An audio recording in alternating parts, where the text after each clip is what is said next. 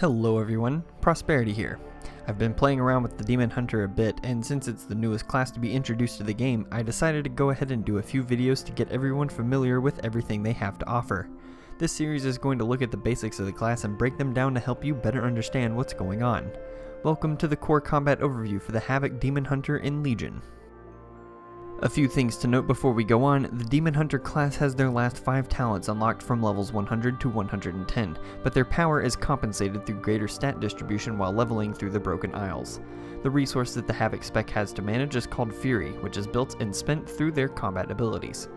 In this video we will be going through the entire spellbook available to Havoc, breaking the spells up into 4 parts: damage, utility, passives, and cooldowns. We have a lot to get through, so let's get started. Let's begin with the core damage abilities, shown on screen here. These 5 abilities are your bread and butter as Havoc and will be the buttons you'll be pressing the most through your time with the spec. Blade Dance is one of your AoE abilities, costing 35 Fury to use and toting a baseline 12-second cooldown. When activated, you will strike all enemies within 10 yards of you for a moderate amount of physical damage and increase your dodge chance by 100% for 1 second, making you practically unable to be hit. While this spell is more powerful in AoE situations, it can be useful to avoid hard-hitting abilities in single-target fights as well, making this a good all-purpose damage ability. Chaos Strike is your main Fury spender, costing 40 Fury and dealing a sizable amount of chaos damage to your target. Critical strikes with this spell also refund 20 Fury, making the critical strike stat on your gear a little more handy. Demon's Bite is your main Fury generator. Using this ability will deal a small amount of physical damage to the target and give you 20 to 30 Fury. It's important to make sure that you don't use this if you're above 70 Fury, as wasting Fury is essentially wasting damage. Eye Beam is your main AoE ability with a 45-second cooldown and costing 50 Fury to use. It's a channeled ability with the channel lasting a little less than a second and a half. Using this ability will deal a hefty amount of chaos damage that always crits to all targets within the 10-yard beam in front of you, basically turning you into a turret that can change direction only for the full duration. Be aware that using an ability immediately as your global cooldown is off after activating the spell will cancel the tail into the channel, in turn losing yourself some damage. Throw Glaive is your only ranged ability, touting a 10-second cooldown and a 30-yard range. Using this ability will throw one of your glaives at the target, dealing physical damage to it and up to 2 additional targets within 10 yards of it, then returning to you. This spell should be used as much as possible, even though it doesn't generate Fury, as it deals double the damage of Demon's Bite. That's it for the damage abilities, so let's look now at the core utility spells, shown on screen now. These 7 abilities won't necessarily increase your overall damage, but will help you to control the battlefield and best your enemies. Chaos Nova costs 30 Fury to cast and is on a 1-minute cooldown. Using this spell will instantly deal nominal damage to all enemies within 10 yards of you, as well as stun all enemies hit for 5 seconds.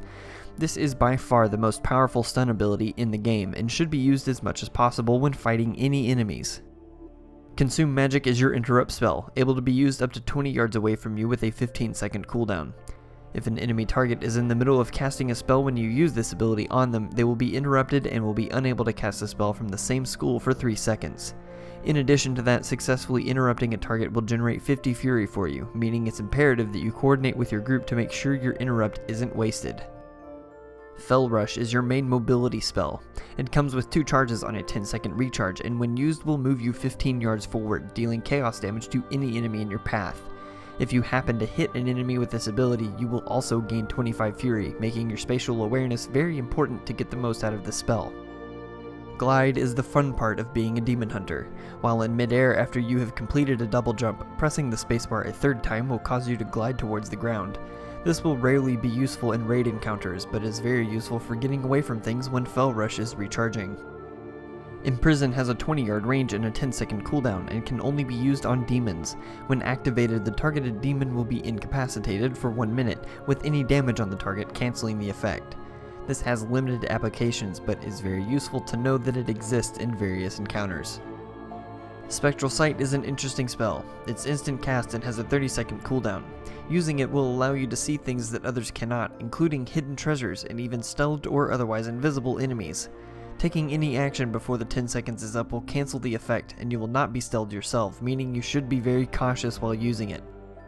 Vengeful Retreat is instant with a 15-second cooldown, and activating it will launch you backwards away from your current position, dealing a small amount of physical damage to any enemies within 5 yards of you and reducing their movement speed by 70% for 3 seconds.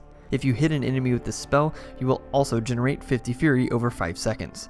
Using this spell tactfully will allow you to lay into your enemies with chaos strikes very consistently when followed up with a well-timed fell rush. Also note, if there is nothing to land on behind you, you will fall off the edge and be forced to run back up to where you were, so be aware of your surroundings when using this ability. Now that we're through the core utilities, let's take a look at the core passives, shown on screen here. These two abilities don't change your playstyle in a huge way, but make a pretty sizable impact on your effectiveness. Your Mastery, Demonic Presence, increases your movement speed and all of your chaos damage dealt by 8% baseline, increasing with the Mastery stat on your gear. This may not be exciting to look at, but trust me when I say that your mobility is equally as important to your survivability and damage as Havoc. Shattered Souls serves two purposes, keeping you alive and sometimes boosting your damage from fight to fight. With this passive, when you kill an enemy, there is a chance for a soul fragment to be generated that will fall to the ground within 10 yards of the slain enemy. Running up to the fragment will heal you for 25% of your maximum health, as well as boost your damage by 20% for 15 seconds if the fragment came from a demon. With the passives through, let's look at the core cooldowns, shown on the screen now. These three abilities contribute greatly to your survivability, as well as one that increases your damage dealt tremendously. Blur is a defensive cooldown, resetting after 1 minute from the time it's used. Upon activation, your dodge chance will be increased by 50%, as well as all damage taken by you reduced by 35%. This effect lasts for 10 seconds and should be used as much as possible on fights with constant raid-wide damage, but can be saved for parts of a fight with higher than normal damage.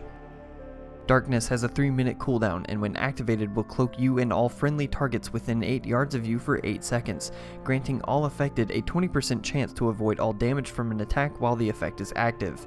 This is your only raid cooldown and will be mostly used as a mitigation tool for the melee group when there is an ability that splits damage amongst all players hit.